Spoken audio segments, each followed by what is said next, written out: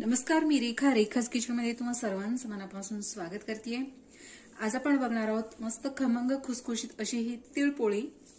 बऱ्याचदा तिळपोळी बनवताना ती थोडीशी चिवट होते किंवा वातड होते, तर ती तशी होऊ नये यासाठी आपण यामध्ये भरपूर अशा टिप्स पण बघणार आहोत। सो मस्त अशी तिळपोळी किंवा गुळपोळी कशी बनवायची आहे यासाठी आपल्याला साहित्य काय लागणार आहे, चला तर मग बघून घेऊया।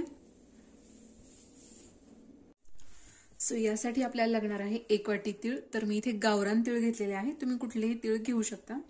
त्याचप्रमाणे अर्धी वाटी भाजके डाळे, 1 वाटी गूळ, पाव वाटी बेसन, 2 चमचे साजूक तूप, चवीनुसार मीठ। मीठ आपल्याला कणिक मळताना लागणार आहे। त्याचप्रमाणे फ्लेवरसाठी मी इथे 2 वेलची घेतलेल्या आहेत, तुम्हाला नको असेल तर स्किप करू शकता। 2 वाट्या गव्हाचं पीठ। तर सर्वात आधी आपण कणिक मळून घेणार आहोत। तर सर्वात आधी आपण इथे कणिक तयार करून घेणार